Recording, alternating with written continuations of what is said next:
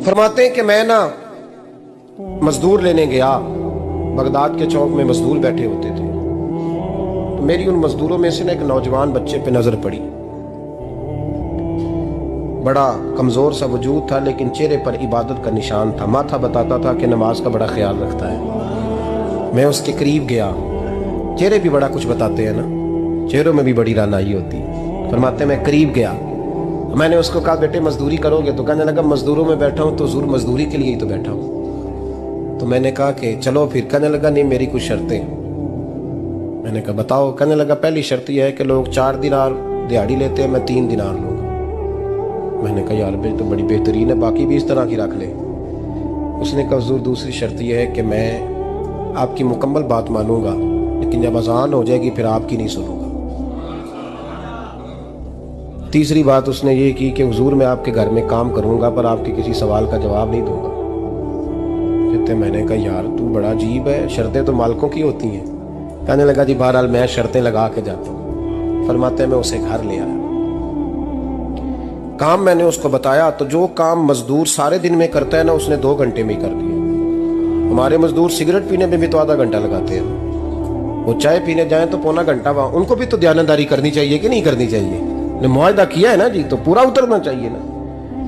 कहते 2 घंटे में। अब काम जब बंदा शुरू कराता है तो काम और निकल आता है। कहते काम मैंने उसको और बता दिया, वो करने लगा। उसने मिट्टी निकाल के रखी थी बाहर रास्ते में, तो अजान हो गई जोर की।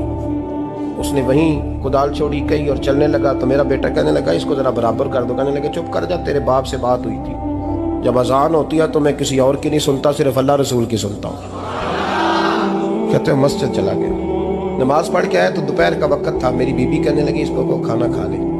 कहते हमने कहा खाना खा लो। तो कहने लगा मैंने रोजा रखा हुआ, रमजान भी नहीं था, नफली रोजा रखा हुआ। फरमाते हैं शाम हुई, मैंने 3 दिनार दिए। तो मैंने कहा तेरा नाम क्या है? कहने लगा मैंने आपसे कहा था मैं किसी सवाल का जवाब नहीं दूंगा।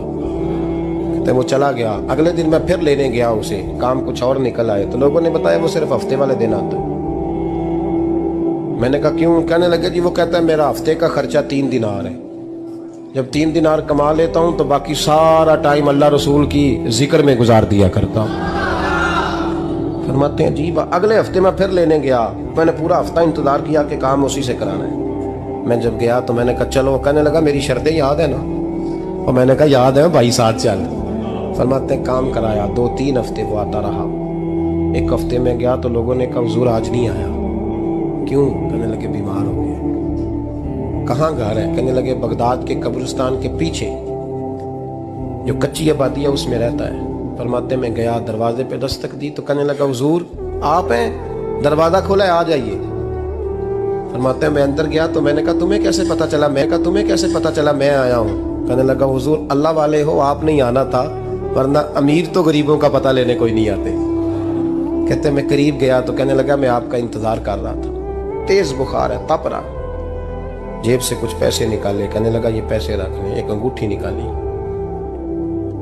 कहने लगा हुजूर आज रात को मेरा इंतकाल हो जाएगा, इन पैसों का कफन खरीद के सुबह जनाजा पढ़ के मुझे दफन कर देना, और जब दफन करो तो ये अंगूठी लेके असर के बाद हारून रशीद के पास जाना।